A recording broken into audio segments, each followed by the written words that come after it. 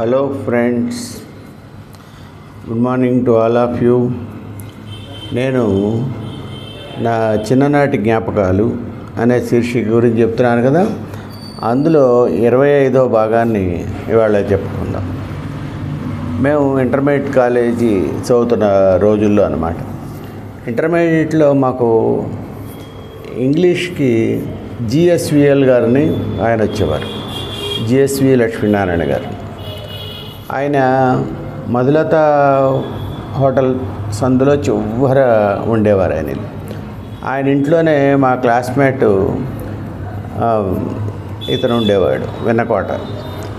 అలాగా ఆయనతో మాకు కొంచెం పరిచయం కూడా ఉంది.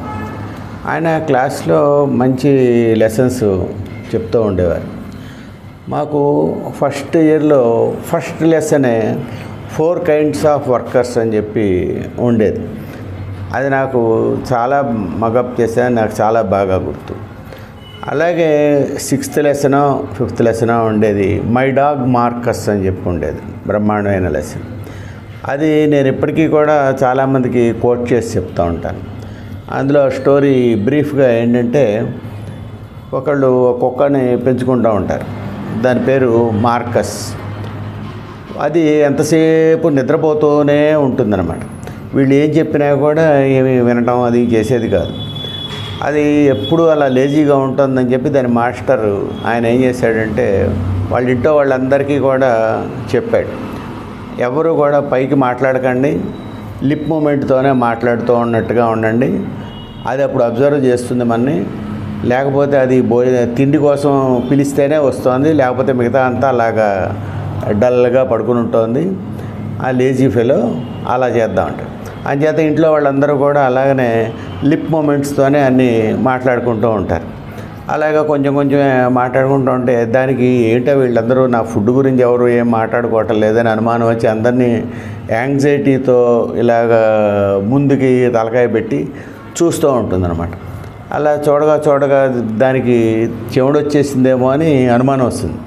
దానికి అనుమానం వచ్చి, ఏంటి నా ఫుడ్ గురించి మాట్లాడుకుంటున్నారా, నాకేం పెడుతున్నారో నాకేం పెట్టట్లేదో అని చెప్పి అలాగా కొన్నాళ్ళు అది బాధపడేటప్పటికీ అది వీళ్ళు గమనించి చివరికి మార్కస్కి బుద్ధి వచ్చేట్టుగా అది తిండి కోసమే కాకుండా మిగతా వాటన్నిటికీ కూడా అటెన్షన్గా ఉండేట్టుగా చేస్తారు. అది ఆ బ్రీఫ్ స్టోరీ. నేను అదే విషయం మన పెట్ డాగ్స్ పెంచుకుంటున్న వాళ్ళందరికీ చాలా చోట్ల నేను మన ఫ్రెండ్స్ లాంటి వాళ్ళందరికీ చెప్పాను, డల్గా పడుకుంటున్న కుక్కలు అవే. ఇది ఈ లెసన్ మాకు ఇంటర్మీడియట్ ఫస్ట్ ఇయర్లో ఉన్న లెసన్, అంటే 69, 70 ఆ టైంలో ఉన్నదన్నమాట. అది నాకు బాగా గుర్తుగా ఉండేది. అలాంటి సన్నివేశాలు ఎంతో చక్కగా ఉంటుంటాయి, రిమెంబర్ చేసుకుంటూ ఉంటాయి. అలాగే ఈ యానివర్సరీ వచ్చినప్పుడు బ్రహ్మాండమైన కోలాహలంగా జరిగేవని చెప్పాను కదా. ఆ కోలాహలంగా జరిగే వాటిల్లో ఈ మా క్లాస్మేట్, అంటే మాకు 10th క్లాస్లో క్లాస్మేట్ కృపాకర్ అని, అతను కూడా బ్రహ్మాండమైన డ్రామా వేశాడు. పావలా అనుకుంటా ఆ డ్రామా పేరు, చాలాసార్లు రేడియోలో వచ్చింది. అలాగా మనం కూడా వీటిలో పార్టిసిపేట్ వేయచ్చా అనేది నాకు అప్పటి నుంచి యాంగ్జైటీ అది పుట్టుకొచ్చింది. మా లెక్చరర్, అంటే మా జిఎస్ అని ఉండేవారు, గోడ సత్యనారాయణ గారని, ఆయన హిస్టరీ లెక్చరర్ అవ్వటానికి. ఆయన ఇంగ్లీష్ది మోనో యాక్షన్ చేశారు, ఒథెల్లోనో ఏదోనో, చాలా గ్రాండ్గా చేశారు, చాలా బ్రహ్మాండంగా యానివర్సరీలో చేశారు.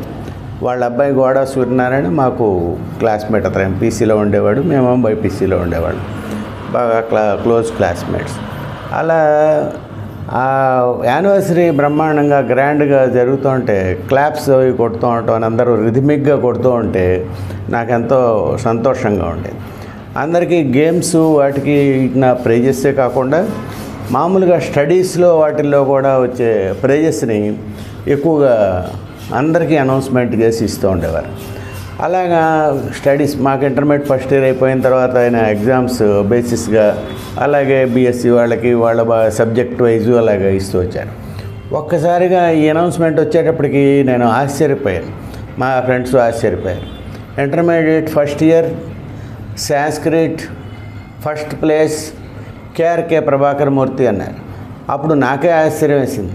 అందరూ చప్పట్లు కొడుతూ ఉంటే వెళ్ళి ప్రిన్సిపాల్ దగ్గర నుంచి ఆ ప్రైజ్ తీసుకోవడం నాకు ఎంతో గర్వకారణంగా అనిపించింది.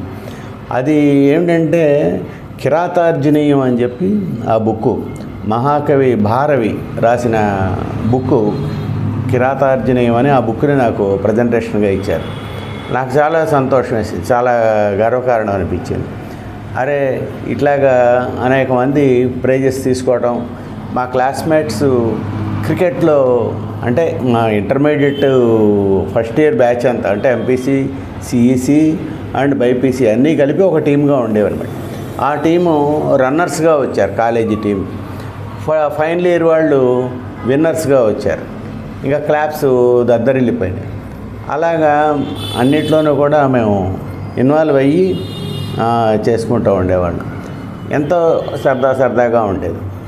ఇంటర్మీడియట్ సెకండ్ ఇయర్లో ఉండగానే మా ఫ్రెండ్ ఒకతను హెచ్ఎంటీ వాచ్ కొనుక్కున్నాడు. శ్రీనివాసమూర్తి అని అతను. హెచ్ఎంటీ వాచ్ అప్పుడు 125 రూపాయలు. హెచ్ఎంటీ కంపెనీ కొత్తగా పెట్టారు, బ్రహ్మాండంగా ఉంది.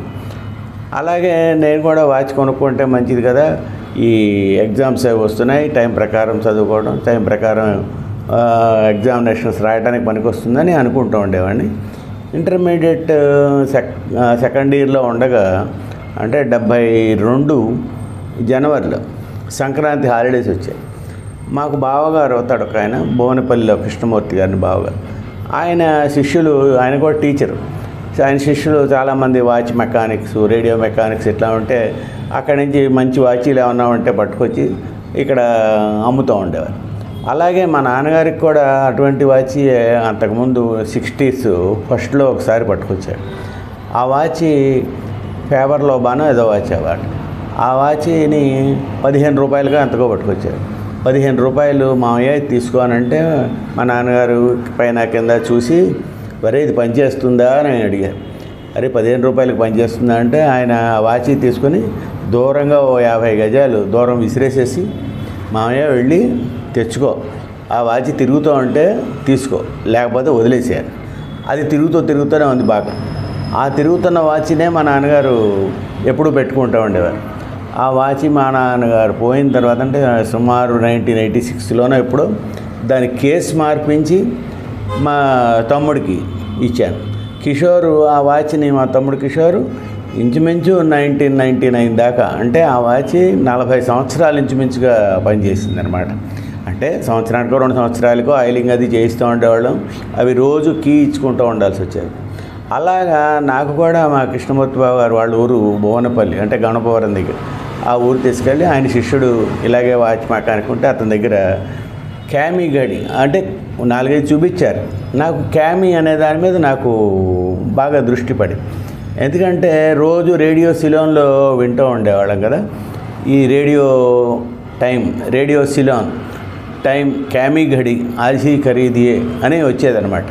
8 AM దాని గురించి చెప్తూ ఉండేవాడు. ఆ క్యామీ ఉండి ఈ క్యామీ అని కనిపించేటప్పటికి అది తీసుకుంటానని చెప్పి.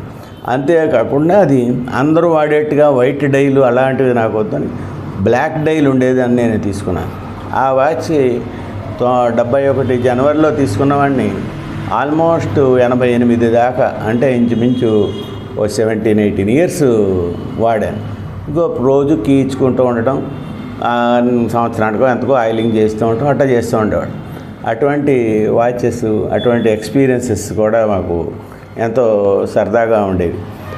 ఆ తర్వాత తెలుగులోకి వచ్చేటప్పటికి తెలుగు నేను వెళ్ళేవాడిని కాదు, కానీ తెలుగు మాస్టర్లు వీళ్ళందరూ కూడా నాకు పరిచయంగానే ఉండేవారు. కానీ తెలుగులో స్పీచ్ ఇవ్వాలన్నా ఏమి ఇవ్వాలన్నా కూడా అంత అంటే ఎలక్యూషన్ కాంటెస్ట్ వాటిల్లో పార్టిసిపేట్ చేయడానికి అంత దూకుడుగా ఉండేది కాదు.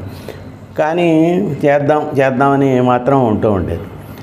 ఇలాగే ఈ సినిమాల వ్యాసంగం ఇంకా వస్తూ ఉంటే మా ఫ్రెండ్ ఒకతను ఇటాలియన్ జాబ్ అనే సినిమాని హైదరాబాద్లో చూశానని చెప్పి చెప్పుకొచ్చాడు.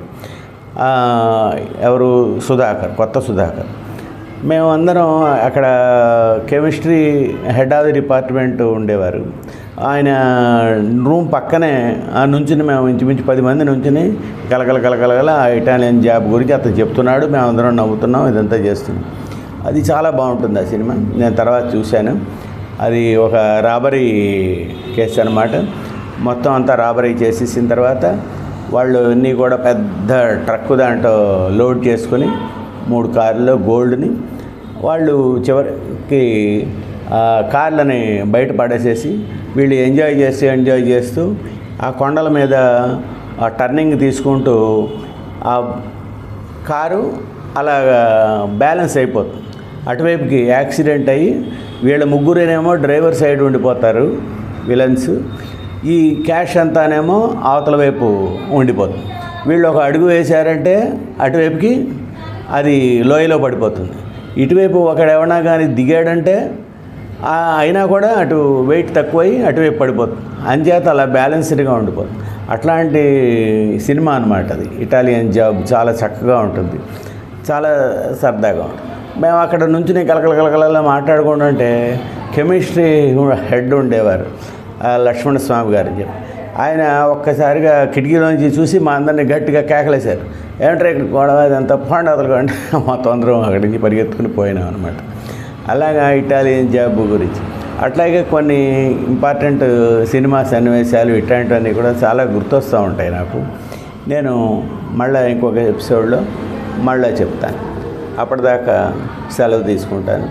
ఈలోగా నేను చెప్పినవి ఎలా ఉన్నాయనేది మీ అభిప్రాయాల్ని కామెంట్ బాక్స్లో రాయండి, లైక్ చేయండి, సబ్స్క్రైబ్ చేయండి. Thank you very much.